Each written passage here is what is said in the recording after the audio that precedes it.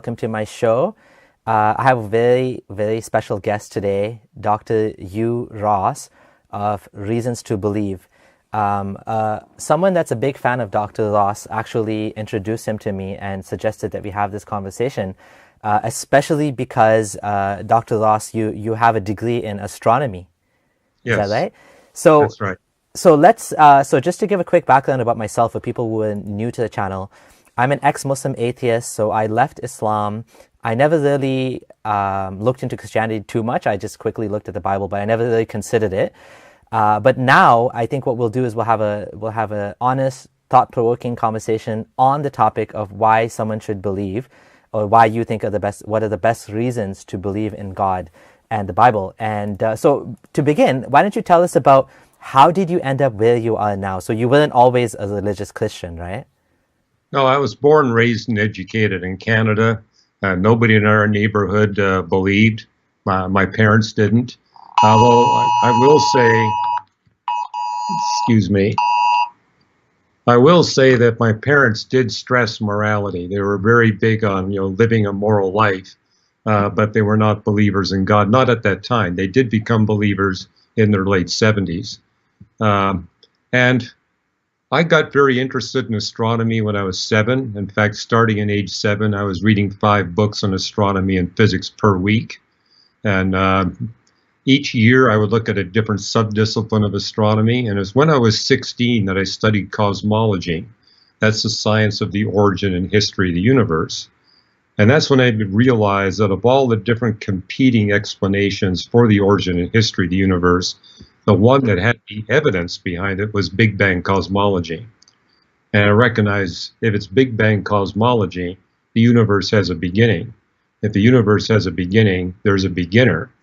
And so starting at age 17, I began to search for the cosmic beginner. And I first searched for him in the writings of Immanuel Kant and René Descartes. And because they wrote a lot about cosmology. But as I read their material, I said their concepts of space and time don't match what we're seeing in the astronomical measurements. And the public high school I went to was filled with people from all over the world. And so I ran into people that said, well, you need to look at Hinduism.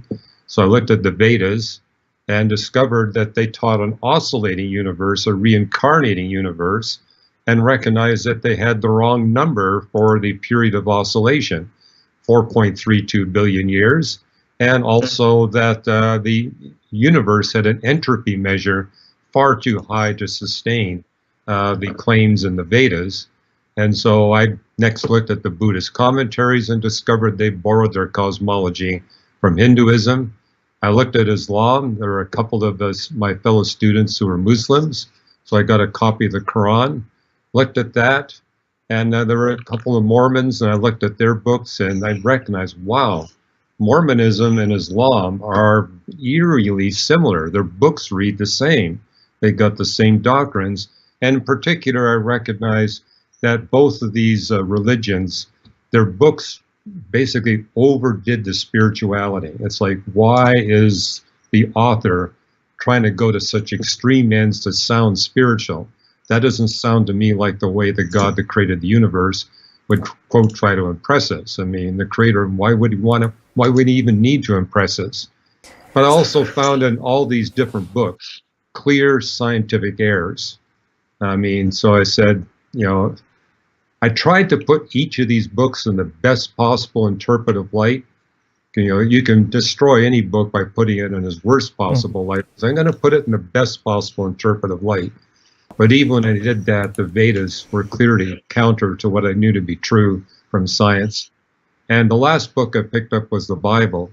And when I picked that up, I recognized that even on the first page, it got the order of all the events correct.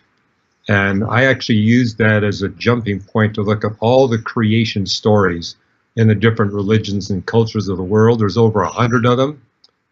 And when you try to compare what they claim with what we know to be true from the history of the universe and the earth, they all score 0 except for 2.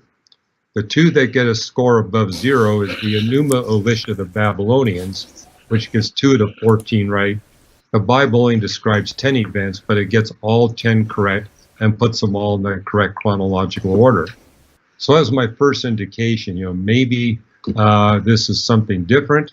And also, I was reading the Bible at the same time that physicists in Britain were developing the first of the space-time theorems. And those theorems claim and prove that time has a beginning, that time is created. And the Bible was the only holy book that actually said that time actually has a beginning, that God actually creates time rather than being subject to time. Could you share that quote? Because I'm not really familiar with the Bible. So, where does it say that God created time? Well, you have there's like 9 places in the Old Testament where it talks about the heavens and the earth. In biblical Hebrew, there's no word for universe. I remember looking for the word universe in the Old Testament and never finding it. Taught to a Jewish friend of mine and says, "Oh, there is no word for universe." They have this phrase, Shamayan Ares, with a definite article, the heavens and the earth, and it means the totality of physical reality. Not just all matter and energy, but matter, energy, space, and time. And in the New Testament, you got Hebrews 11:3, the universe that we can detect did not come from that which we can detect. And we could detect matter, energy, space, and time. Then you got Paul's epistles, where he talks about God's activities before the beginning of time, making the point that he begins his works of redemption before he creates anything, including time itself. Okay. And so that's where the Bible stands apart from other holy book writings.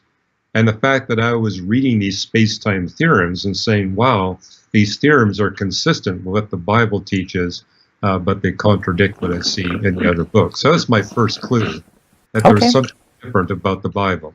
Interesting. So just to respond to a bit of what you said, I come from a Muslim background, so I've heard a lot of the same claims that are made for the Quran.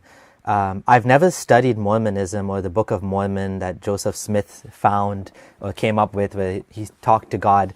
But I do know that the Quran makes a lot of the same claims. Like it says, in the beginning, God created the heavens and the earth, right? In 2130. So Muslims actually believe that this creation of the heavens and earth to them is a big bang. To me, I had a problem with this because what I felt was I didn't feel like this was speaking about the Big Bang. What this was doing was this was sharing the same ancient mythology that every single culture at the time seemed to use, the same type of language. For example, the Romans believed there was a separation of heavens and earth by a natural force. In ancient Greece, Kronos, which is time, castrated his father and separated heavens and earth. And the Karachi of Africa, again, they believe that the God of heaven rests firmly on earth, and then the heavens are pushed up. So the way I see it, it's similar to what someone that's like intuitively would understand when they look at the universe. They look up at the sky and they say this is the heavens, and they look at the earth, and like this type of ancient mindset, this ancient type of model, I think reflects all of the holy book. Well, I shouldn't say all of the holy books, but I think the Bible, doesn't the Bible say similarly when it said that, in the beginning there was darkness, and then God said, let there be light, and he separated the vault between the waters. Made the vault and separated the water under the vault from the water above it. So basically, again, it's the same type of idea of the ancients, where they're talking about the separation of heavens and earth. Whereas, based on modern science, what we see something quite different. We see that the universe was created 14 billion years ago, and then around 4 billion years ago, the earth was created. And then from the earth, eventually life came about, right? So if I was writing a holy book today, if I was inspired, if I was God, I would say, in the beginning, I created, the universe, right? And then from there, over time, after many periods, I made your home, and then from your home, I made life, and I evolved you, or I shaped you gradually through the different animals. So I see that very different than just heavens and earth. That's exactly what Genesis 1 says, though. Genesis 1:1 is the universe. And then what you see in the verb and the grammar of Genesis 1:1 and 1:2, it's stating there's a passage of time between Genesis 1:1 and 1:2, 1:2 and 1:3. And in 1:2, the focus goes from the universe to the earth. And so light pervades the universe, but there's darkness on the face of the deep of planet Earth. Why? Because the primordial Earth has an opaque atmosphere. And I think what impressed me too, where the Bible stands alone, it's got dozens of creation texts, dozens of creation chapters, as opposed to just one or two, which you see in the other holy books. And so what you actually have in Job, for example, is a far more detailed account of the scientific details of creation than what you get in Genesis 1. And it's the book of Job that it tells us explicitly why it's dark on the surface of the waters. It's dark because, yeah. Job 38, verses 8 and 9.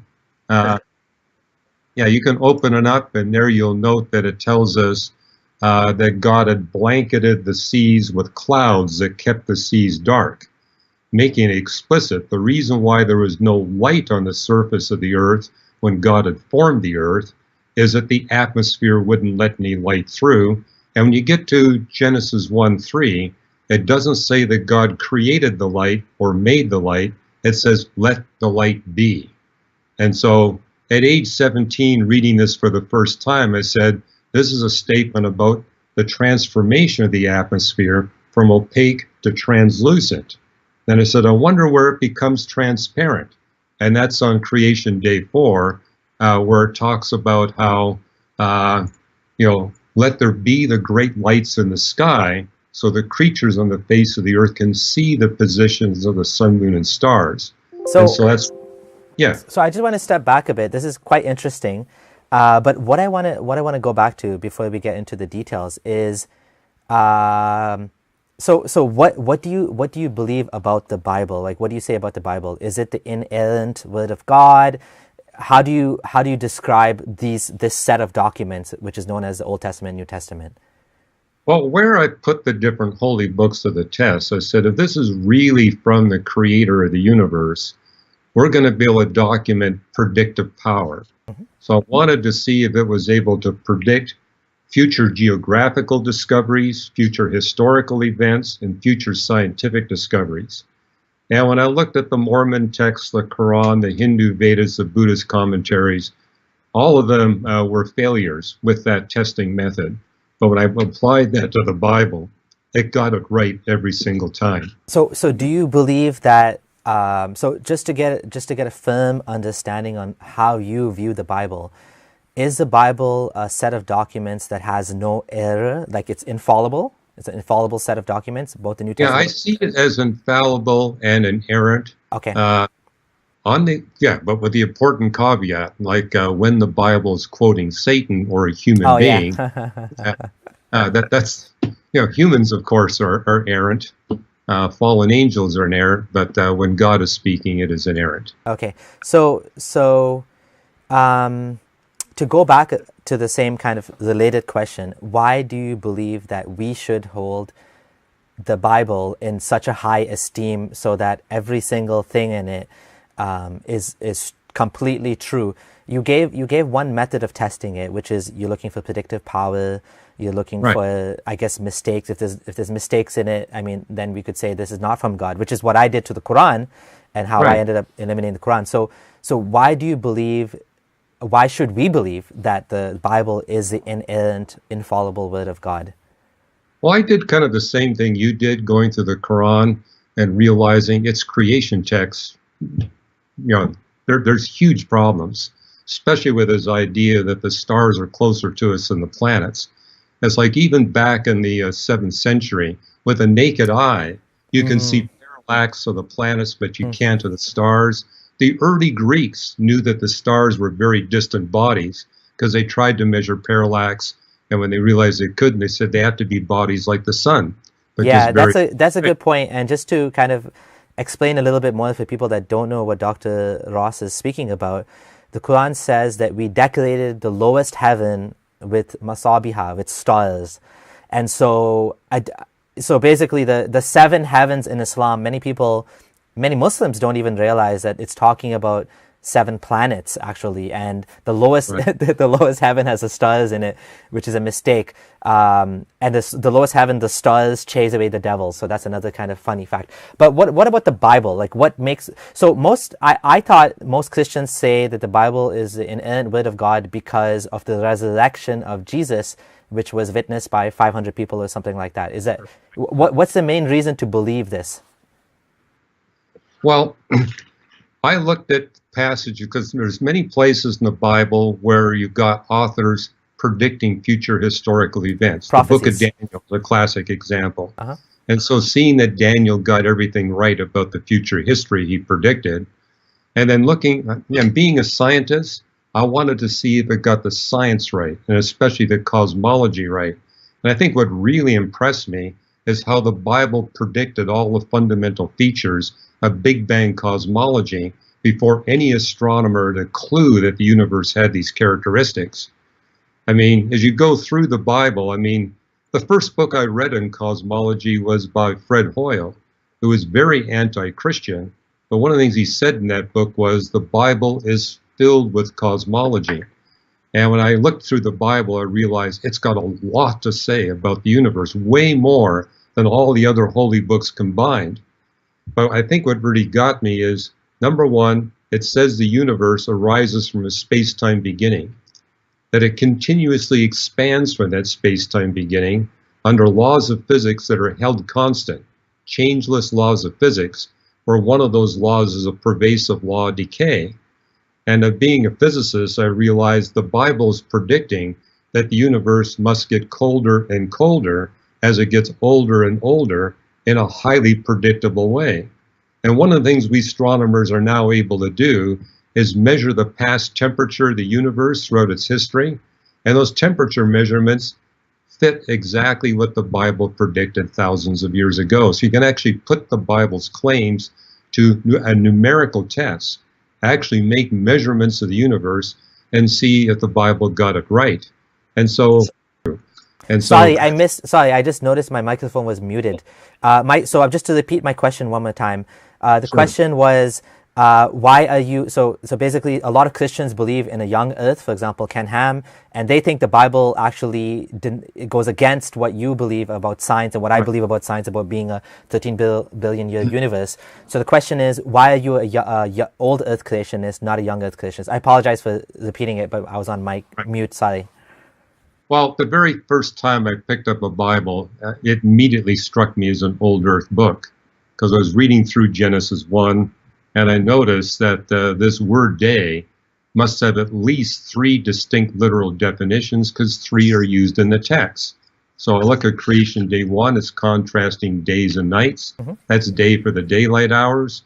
Creation day 4, it's contrasting seasons, days, and years, and that's referring to the 24 hours. But Genesis 2:4 uses the word day to refer to the entirety of creation history. So as day is a long period of time.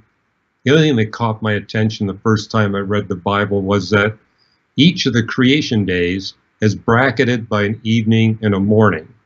And I figure, well, the word for day has multiple literal definitions. Maybe that's also true for evening and morning. But at a minimum, I recognize the text was claiming each day had a definite start point and a definite end point. Then I got to day 7. There's no evening and morning. And so when I saw that, I said, is it possible the Bible's claiming that we're still in the 7th day? And I found 3 texts in the Bible, Psalm 95, John 5, and Hebrews 4, that state that right now we're still in God's 7th day. And so if that's the case, these days are long time periods. They're not 24-hour periods. And it was much later that I picked up a Hebrew lexicon and realized the word day has 4 different definitions. It can also mean part of the daylight hours. So I've always been an old earth creationist, and it took me 9 years after I became a Christian before I met anybody that was young earth. And I was rather shocked. I mean, how can you possibly read the Bible and see it as a young earth book? And what I realize is my young earth creationist friends tend to be selective. They look at a few Bible passages. They're not really reading through the entire Bible and trying to interpret it consistently. And I wound up writing a book on this. It's called A Matter of Days, where I basically make the point, if you take the Bible literally, except for its metaphorical passages, and consistently, it's clear that the Bible is an old earth book. It's not an old earth book. The young earth creationists have got the problem that they got different passages of the Bible contradicting one another. So what I would ask about that is, if this book is actually from God, like, why isn't it like clear? Why is it that it seems to represent an old ancient model? Because for thousands of years, I mean, everybody did believe that it was a young earth and that there was no such thing. Not true. That's not true. That's actually incorrect. If you actually read the early church fathers, they wrote 2,000 pages of commentary on Genesis 1.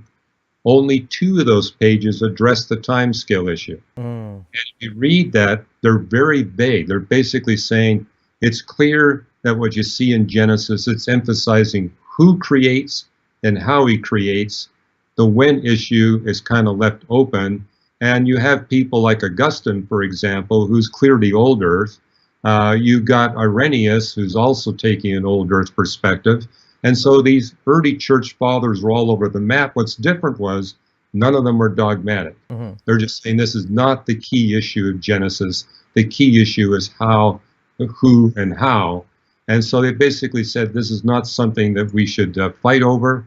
And I shared that in my debate with Ken Ham, saying, I mean, look at the example of the early church fathers. Look at the example of the medieval writers. They were all over the map on this issue, but they were not dogmatic. They didn't see this as a make or break issue. So going back to predictions, you said the Bible makes accurate predictions. You were speaking about prophecies, I guess? Well, not just future historical events, but also future scientific discoveries. I mean, the very fact that no scientists even hinted we live in an expanding universe until the 20th century, and yet thousands of years ago you got 6 different Bible authors all making that claim, that impressed me as a young man. It's like, okay, the Bible stood alone for thousands of years and saying things about the universe that nobody else believed. And now in the 20th and 21st century, we realize the Bible had it right. What's the reference for the universe expanding in the Bible? You'll see it in the book of Job, Isaiah. Isaiah's got the most. Usually it's translated in the English as God stretching out the heavens, but the Hebrew verb there actually means the natah, that's the verb. It means the expansion of what's being described. And it was a Hebrew scholar that told me, notice when you look at the 11 Bible texts that talk about God expanding the universe, it's in all 3 Hebrew verb forms. And he says, therefore, these are not metaphors. It's the Bible literally declaring that we live in an expanding universe. And I actually did some study. I said, I want to know if there were theologians that saw the Bible that way hundreds of years ago before astronomers discovered that this is the case. And that's the way it is. You actually got Jewish theologians living 800 years ago reading these texts and saying the Bible claims we live in an expanding universe.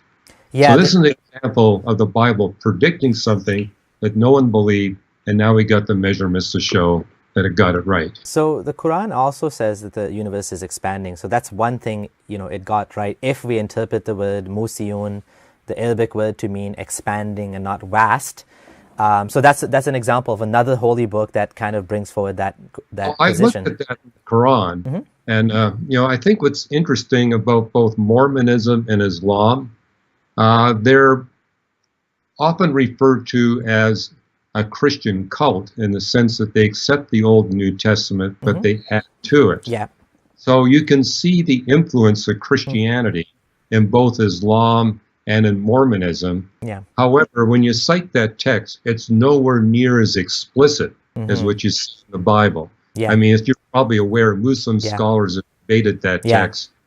And when I, as a young man, it's like, you know, You could stretch it that way, but it's nowhere near as explicit as these 11 statements you see in the Bible. Yeah. And that's the other thing that impressed me. It's not just one statement. It's multiple statements by different authors. I think the same, but I think that the same debates happen among Christians too. Like, for example, young earth or old earth, global flood or local flood. Whereas the Quran can get away with local flood a lot easier because it's not as explicit. I find that, like it goes back to my same question I had to you, that like a straightforward reading of the Bible seems to imply things that never happened. A worldview that is very ancient and outdated and not accurate. Like, I gave the examples of the heavens and earth.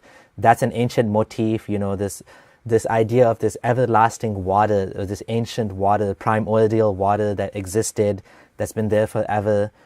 There's a video about ancient mythology called Crash Course Mythology, where they talk about how this ancient motif of like this water being the, it was a common idea, but now when we look at science, there's no ancient water. It was like space, right? Space is emptiness. There's no ocean in the sky that God needs to open up and flood the earth. Oh, what we do have is clear evidence that the primordial earth had no continents. There was only ocean. Yeah. Surface water. Well, there was one continent, right? Panagoa? Wasn't there one big continent? Well, you got the supercontinent cycle, where the continents come together, pull apart, and come together, and a cycle is about 500 million years. Mm-hmm. However, if you go back about 3.5 billion years, there are no continents at all. Mm-hmm. I mean, all you got is a universal ocean. Then you got these tiny continental islands that form, and about 2.4 billion years ago, you got an explosive growth of continents, where the continental coverage goes from less than 2% to 27%. And the Bible claims that event happens at the beginning of creation, day 3. So here you got 6 days of creation. But isn't that that's after the earth, right? So that's after 80% of the history of the universe has already passed. Like out of 13 billion, we're now at 8 or 9 billion when the earth created. So that's not an early event. That's, if you're talking about the water being over the surface of the earth, wouldn't that be like a late event, like within the last? Again, go back to the first 3 verses of the Bible. Verse 1, it's talking about God creating the entire universe. Mm-hmm. And then it talks about a passage of time before you get the earth. And look in Isaiah, it actually makes a distinction between God creating the heavens and forming the earth. So can I just read this? So in the beginning, God created the heavens and earth. Now the earth was formless and empty. Darkness was over the surface of the deep, and the Spirit of God was hovering over the waters. So you're saying what that's saying is that when the original earth was created, it was all water, and then God said, "Let there be light." How does that relate to? How does that connect with the water on the earth? And then there was light, and then He created light and darkness, and then He called the light day. How does that connect with science? Yeah. Okay. Again, you want to cross-reference this with Job and Proverbs and Psalms. Mm-hmm. But when I mentioned the Job text, which basically says it's dark on the surface of the waters because of the clouds. And so what the Bible is claiming is you got a primordial earth where water covers the whole surface. Clouds cover that water, and the clouds are so thick, no light when the sun and stars can get through. It's dark on the surface. Now, as an astronomer, I actually knew that at age 17, that planets the size of the Earth and the distance they are from the sun would begin with an atmosphere about 200 times thicker than it is today.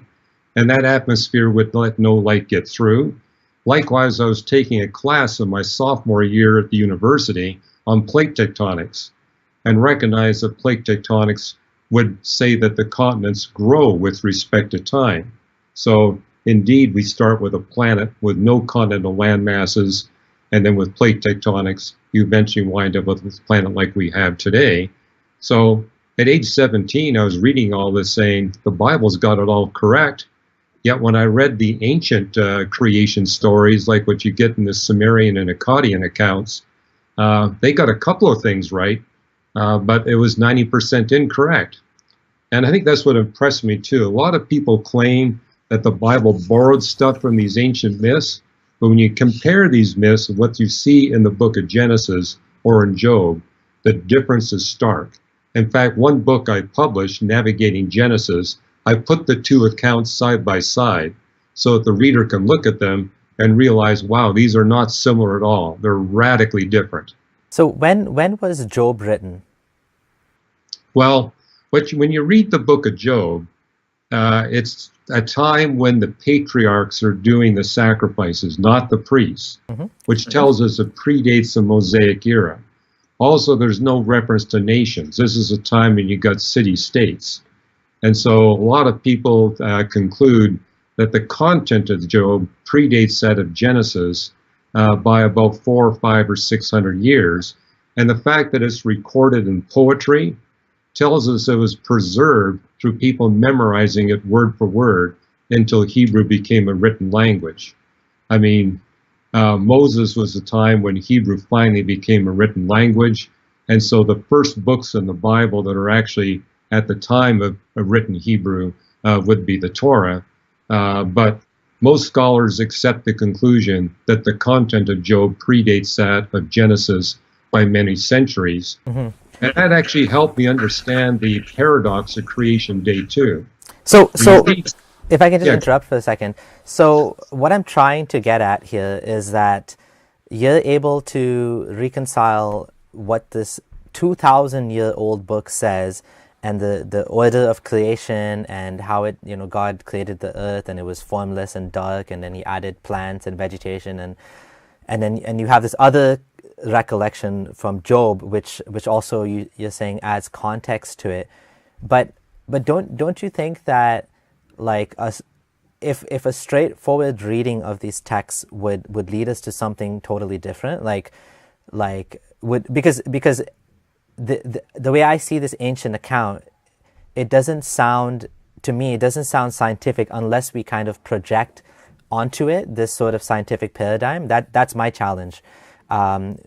Because when you're debating, for example, when you debate with old Earth versus young Earth creationists, the challenge for many old Earth creationists is that people are leaving, Christianity, or they think this book has problems in it. It's not correct, which is why someone like you is so useful to these people. But isn't it the case that if you just look at it from a straightforward perspective, maybe it's not from God? Why is that not a possibility? When I debate my young Earth creationist friends, I say the straightforward reading of the text is old Earth. They think the straightforward reading is young Earth, but it's I think part of the problem is that the chapter breaks in the Bible are arbitrary. In the original text, there were no chapter breaks. They should have stopped Genesis 1 at Genesis 2:4, because that's where you get the context of the seventh day. And what I show people is, notice, you got an evening and a morning for the first 6 days, but no evening and morning for the seventh day. And it's amazing to me how many of my young Earth friends have never seen that. Okay, there is no evening and morning. And moreover, part of my story was I was studying astronomy and physics from the time I was 7. It actually made my parents worry about me. They thought I was being obsessive. And so when I was 10 and a half, they bought our family this big, thick book on evolutionary biology. I was the only one in the family that read it. But I told my parents, Mom, Dad, the numbers don't add up. We got all the speciation before humanity and hardly any afterwards. Can you tell me why? They said, go ask your science teachers. My science teacher says, well, go talk to those professors you know. I didn't get an answer until I picked up the Bible. For 6 days God creates, on the 7th day he stops. The reason we see all the speciation before humanity, that's when God is creating. The reason we don't see it in the human era, this is when God is not creating. And so I often share that with my biologist researcher friends, saying if all you do is scientific research in the human era, you will not see the supernatural handiwork of God. So that's an interesting point. And what I think when I'm looking at someone who is when I'm looking at something that's coming from God, we're talking about the creator of the entire universe and plasma and stars and quantum mechanics and the most subtle, amazing, beautiful things in nature. But when it comes with this book, it sounds like it doesn't sound like why do so many people, why do you think so many people do not believe the Bible is the word of God if it's truly from God? I mean, God had, if he only had one thing to do, which is to guide humanity through his son who died for our sins, don't you think he could have done a better job? Like, why is it so difficult to try to reconcile? I know it's not difficult for you, but for many people, it's a major challenge, and they lose their faith because they can't reconcile that this 2,000-year-old book, you know, we're focusing on the science specifically. We didn't talk about anything else yet, but like, don't you think if God truly existed, like everybody would know for sure this book is from God, but I don't want to believe it, I don't want to live that way or whatever, but they would know. Do you think everybody knows and they're just rejecting it, or do you sincerely think that people don't believe this book is from God? And if so, why did God create us in such a way that would, why did he give us a message in such a way that we would have doubt about it? Well, I get that question all the time, and Okay. it's like, have you actually read the whole Bible? Because often what I run into is people who listen to hearsay about the Bible and say, have you read it for yourself? And not just a few chapters or one book. Have you actually read through the entire book? And have you done it in a consistent setting? I mean, it's difficult if you read one book of the Bible and 15 years later you read a different book. No, I mean, sit down and read it like you would read any other book. And what is a shock to me, I know people who attend church every week and they've never read through the entire Bible. And hence, they fall prey to these kinds of discussions. And it's like, no, read it for yourself. And what I've noticed is people actually take the time to read through it as they would any other book.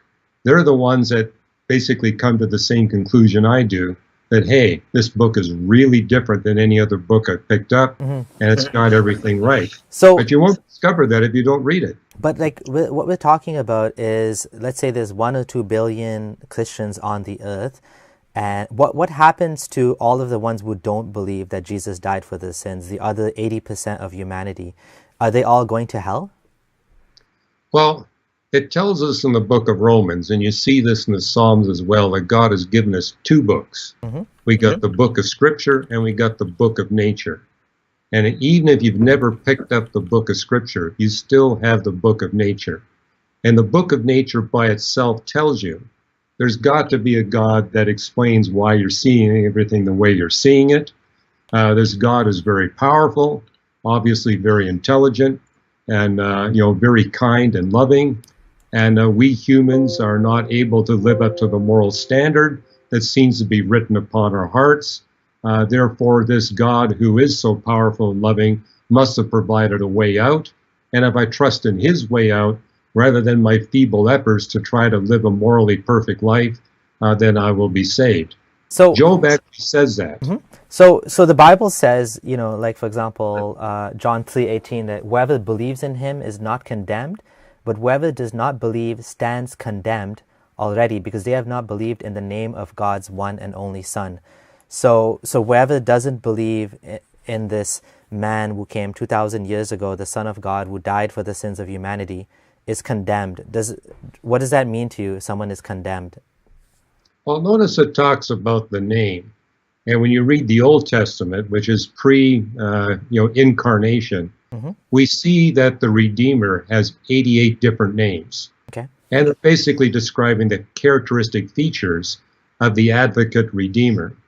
And so I believe that people living during the Old Testament times had just as much a pathway to salvation as people after the coming of Jesus. Oh, sorry, I didn't mean that. That's fine. But what I mean is, for people today who don't accept that Jesus died for their sins, aren't they all going to go to hell? That was my question.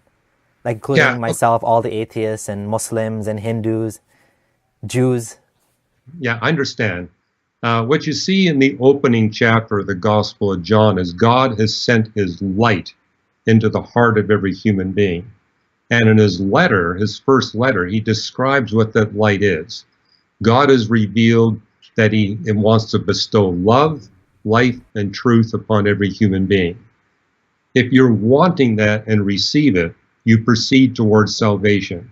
If you say, I want nothing to do with truth, I want nothing to do with life or love, then you're proceeding towards condemnation. You'll be judged based on what you do with the revelation that God has provided, whether it's through the book of nature or the book of scripture.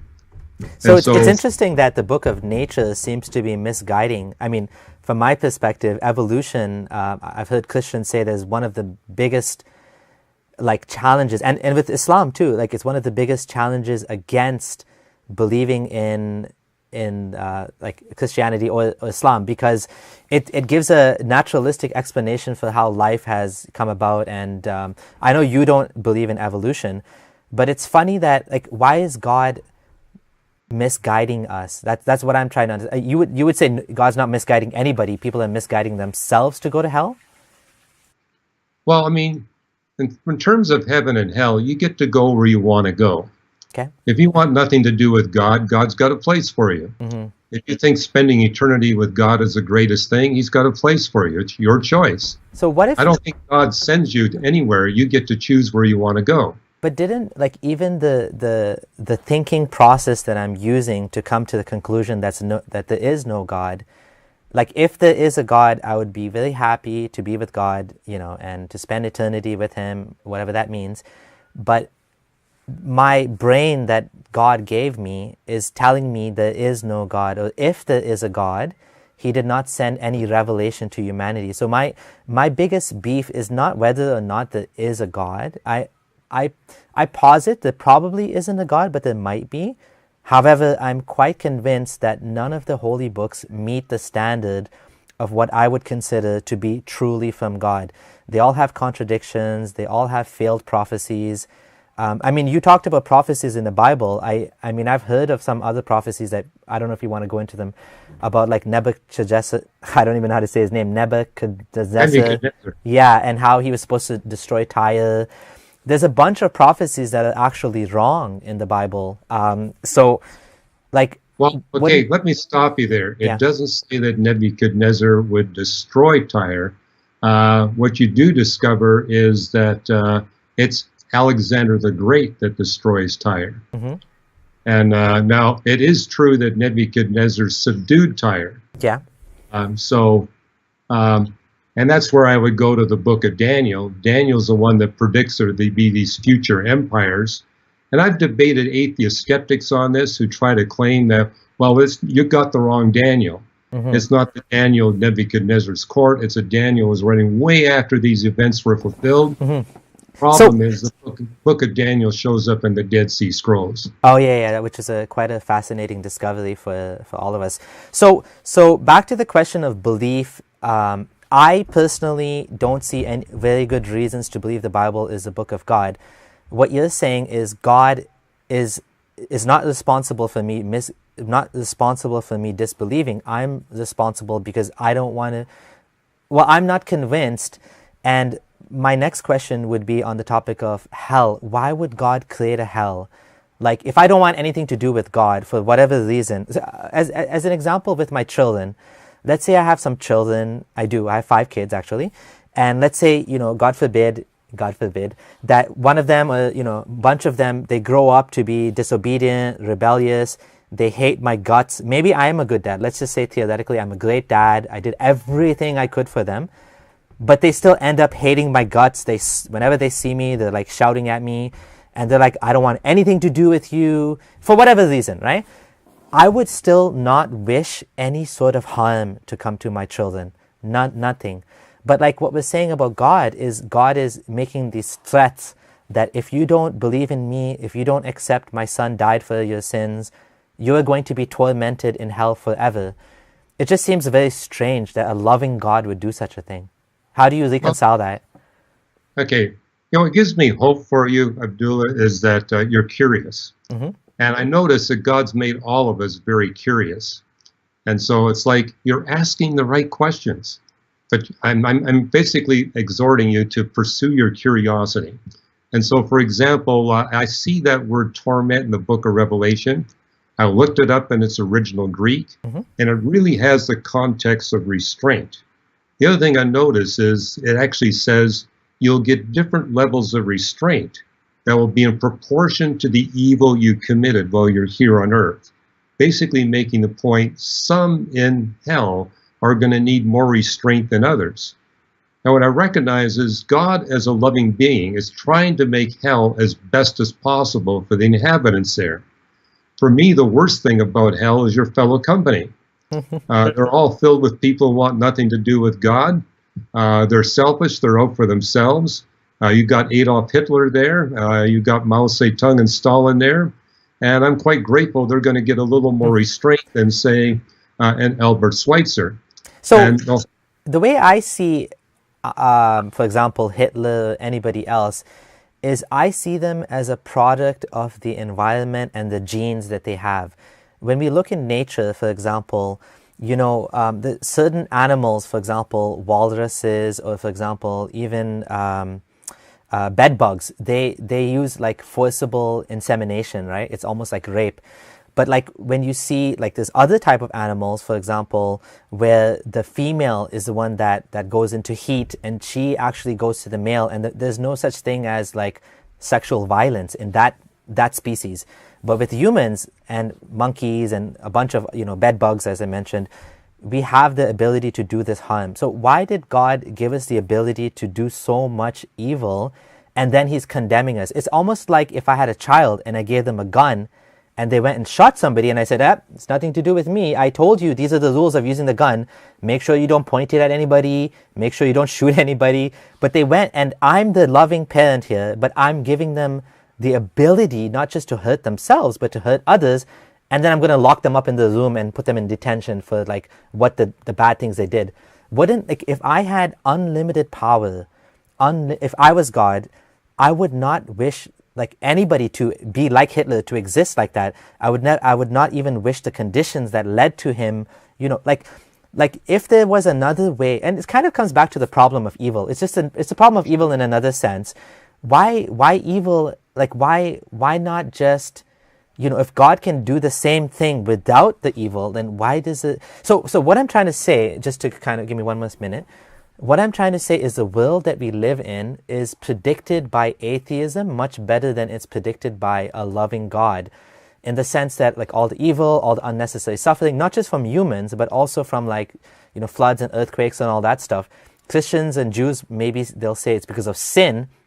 But I think what is a better explanation is that there is no God behind this. Like the fact that, you know, babies get strangled in the wombs by the umbilical cord, and that it's science that saved them. The fact that people are born blind, and now we have science that's giving people back their eyesight. You know, even glasses is a type of technology that humans invented. It didn't come from God per se. So basically the problem of evil to me shows that like an atheistic universe makes a lot more sense than a universe of a God. Well, I came to the opposite conclusion because I looked at the world and says there's way too much evil to blame on, say, Darwinian evolution. The level of evil would be way less. But is it evil though? Because they're just like animals, for example, they rip each other apart and they eat each other, like lions eating lambs. But that's not evil. That's just how they survive. They have no choice. If they could be if I was God, wouldn't you just make everybody vegetarian, even animals? That's the whole point, is we humans are different than the animals. I can understand the behavior of the animals. Yeah. But we humans manifest evil to a far greater degree than anything we see elsewhere in the world of nature. Mm-hmm. And it's like, I get an understanding of that from Christianity. I don't from atheism. And so I would argue with the atheists. I do. Isn't it just like the same thing you find with monkeys? Like monkeys act like Jane Goodall. She was like horrified when she found like what, you know, bands of chimps will do to another. They'll like rip off the head of one and they'll drink his blood, and like it's frightening. And we have the same tendencies inside us humans, that when we are cornered, right, like a cat, like we will do the most disgusting. Not everybody will, but we all have this kind of like this monster inside us that, like in a war situation, in a situation where there's only two of you and there's only one parachute in the plane, some people will push out the other person, and then after that they'll have PTSD. Like people that come out of war situations, they're usually traumatized not by what others did to them, but what they did to others. So we have it inside us because that's just survival of the fittest, that we have that, you know, it's like a chimp. They call it the chimp brain, right? It's basically animal instincts that all of us have inside us. Yeah, my response, though, is I don't think you can explain the evil in the world by survival of the fittest. Evil amongst humanity contradicts that idea. And so I actually looked at, okay, what does the Bible say about evil?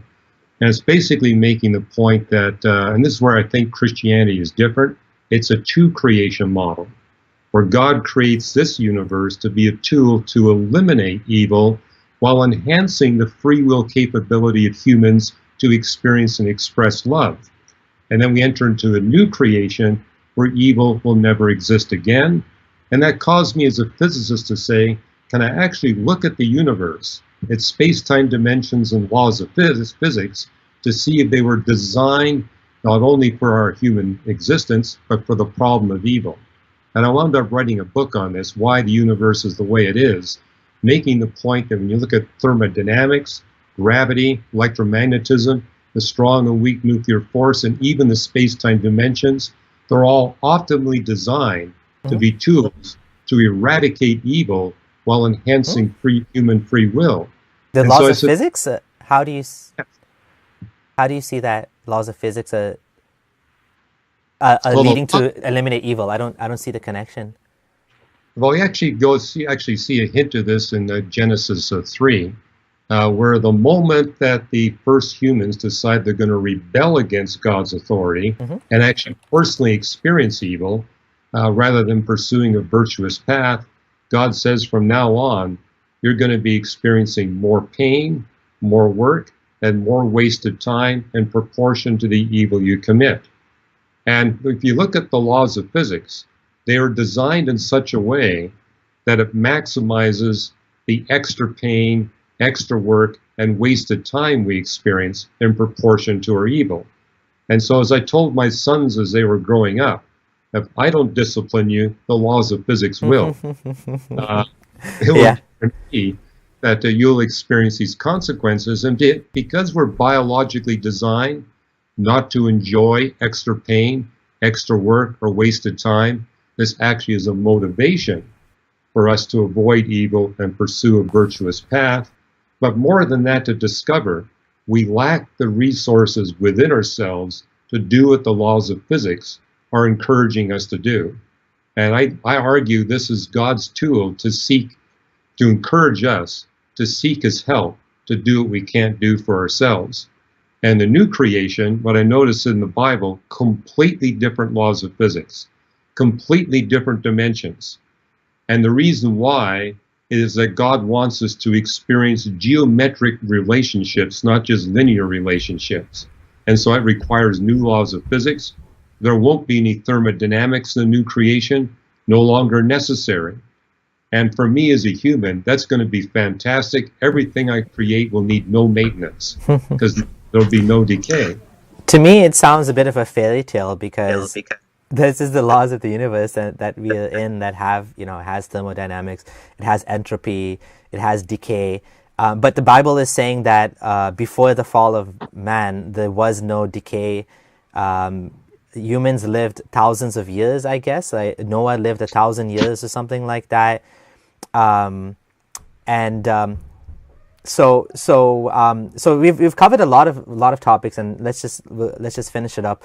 I wanted to ask you about fine tuning. Don't you like the way I see it, the universe does not seem like it's fine tuned for life, because if it was, we would find life everywhere in the universe. But what we find is a cold, empty, dark universe. We're the only life we can find. Any sort of life that we found is only on Earth. If anything, it seems like the universe is more fine-tuned to make black holes, because there's black holes all over the place, but not not life. Life is like 1 in a million, right? 1 in a million that we're finding life to exist. So how do you say that the universe is fine-tuned for life? Like, what do you mean by that? Well, those are questions I actually looked at before I became a Christian. I mean, okay, if this is a benevolent God, why does the universe look the way it does? And what I discovered in my physics research, the size of the universe and the mass of the universe has to be very exquisitely fine-tuned just to get carbon, oxygen, and nitrogen. And so if you want human beings or any kind of life form, you have to have a universe with 200 billion galaxies in it, where those 200 billion galaxies make up only 0.25% of the total stuff of the universe. And what really amazes me, make the universe the tiniest bit more massive or less massive, no possibility for life. But isn't that imposing almost like atheistic scientific standards on the universe? Like if God was just God, he could just make a tiny ball, and inside that there was life. He doesn't need to create a 13 billion light year wide universe. But you're right, but it would require different laws of physics. Which God could do, right? He could do, but see, he had multiple purposes for the laws of physics that he chose. Those laws of physics were not only designed to make a home possible for us, it was designed to be a tool for the efficient eradication of evil. And so now I get understanding. This is the why God chose it the way it is, and given that, I can understand why the universe must be as big as it is, as old as it is, with as high a degree of entropy, because that's the question that struck me. Okay, if God's creating all this, why is the universe so extremely entropic? But what I discovered is it's got to be exactly that entropic in order for physical life to be possible. I also noticed the fine-tuning goes up exponentially when you go from what you need to get a bacterium, to what you need to get a simple plant, to what you need to get an animal, to what you need to get a human. And the latest work I've done, what kind of fine-tuning do you need to get billions of humans living on a single planet? And there you see the fine-tuning argument going up really exponentially. But isn't this all like we're building all of these arguments based on the model of life as we know it? Why can't life be, instead of carbon-based, it could be like whatever, something else? I mean, we find ourselves in a situation where, you know, a theist will say, you know, oh look, this planet is in just the right place for life to exist. Like, what a miracle. The atheist will say, well, it's because it's in the right place, this particular planet, where life exists. And also, if we go, you know, look out in the universe, there's also probably a bunch of other planets that also are in the sweet spot where carbon-based life can, you know, evolve and exist. Well, that came up in a debate I had with Victor Stenger. Oh, you debated him. Yes, I did. Yeah. And basically made the point 45 years ago, chemists basically looked at the question, can we get the necessary molecular complexity and stability with arsenic or silicon or boron? And they concluded that carbon is the only game in town. Only with carbon do you get the bonding complexity and bonding stability that any kind of conceivable life would require. And when it comes to the fine-tuning argument, that's the only assumption I put into it. If it's life, it's carbon-based. I don't care what it looks like. But if it's carbon-based, then you wind up with all these fine-tuned conclusions. Something else you raised earlier that I think is worth discussing. You talked about evolution. And, you know, that's a question that got me before I became a Christian. Why does life look the way it does? And just so you're aware, I accept the fossil record. I accept that the history of life is exactly what scientists say it is. Okay. But it's like we see this progression from simplicity to complexity. And what I realized that my evolutionary biology friends were missing is to put all this in the context of the changing physics of the sun. And this is something you actually see in the book of Psalms, Psalm 104. Actually, it's a text that talks about evolution, how it's the property of all life to die off, but God recreates and renews the face of the earth.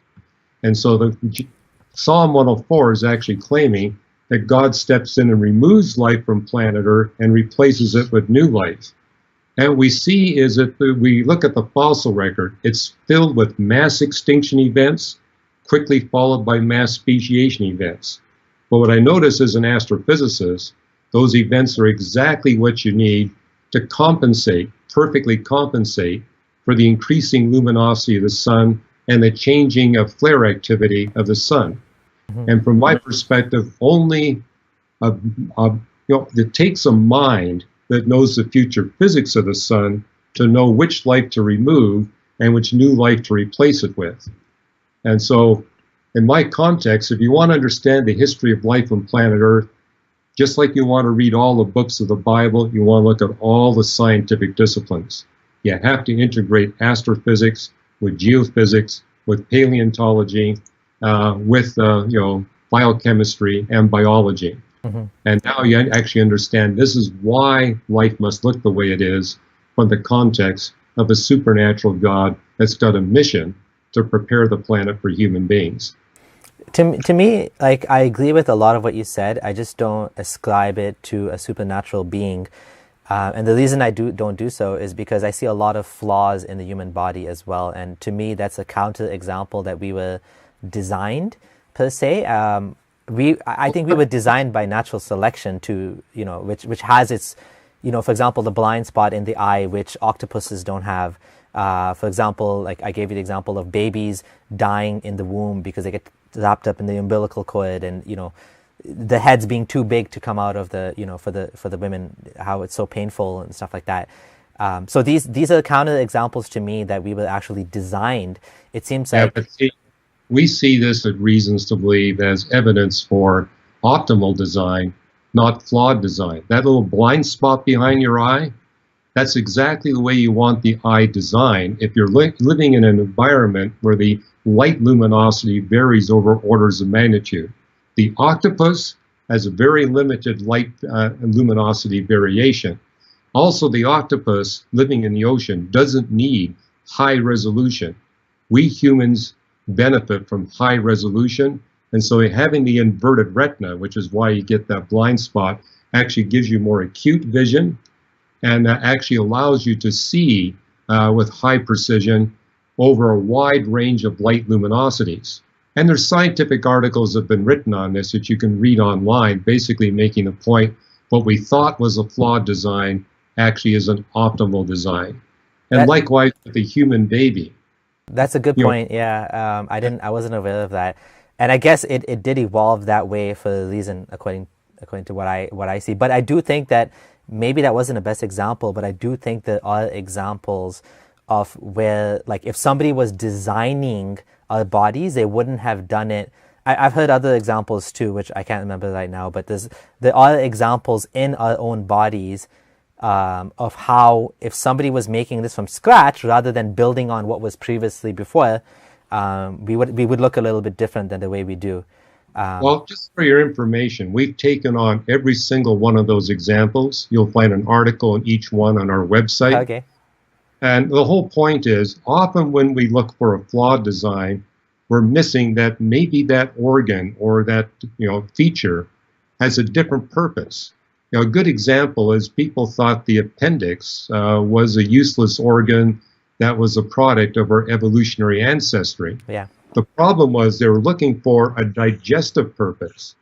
It has no digestive purpose, but serves a critical role in the immune response system. So notice medical doctors today do not remove your appendix when they're doing abdominal surgery. That's a good point, 50 years ago. Yeah, that is a good point. I used to think that was a vestigial organ too, and then I saw recent news that said it isn't. By the way, I've been speaking to Dr. Hugh Ross of Reasons to Believe. Do check out his books and his website. Your website, is it just reasonstobelieve.org? It's reasons.org. Reasons.org. Oh, even better. So I just want to say thank you. This has been a great conversation. Obviously, Dr. Ross is a very busy guy, and obviously he's writing books, doing speeches and lectures, and I'm a new atheist, so to speak. I've been an atheist for 4 years, so a lot of your arguments are like, I'm obviously I stand in awe. I knew it was going to go this way, and it did, but I do appreciate the conversation and, the rebuttals that you came up with. And I wish I knew the Bible a little bit more. I cramped for the whole week for this thing, but like, I still feel like it could have gone better if I had more familiarity with the Bible, because my background is the Quran, obviously, not the Bible. But I just want to say thank you, and I want to say thank you to the fellow who helped organize this. He mentioned to me not to mention his name, but thank you. You know where you are. And thanks to everyone for watching. Do check out Dr. Hugh Ross at reasons.org, and stay tuned for more such conversations. Would you like to add anything before we go? Well, what I appreciate about this conversation, you're obviously someone who's very curious. And so I'd say to you and all your listeners, stay curious. There's a lot to learn out there, and it's fun. Enjoy it. Thank you, everyone. Okay, and that is a wrap.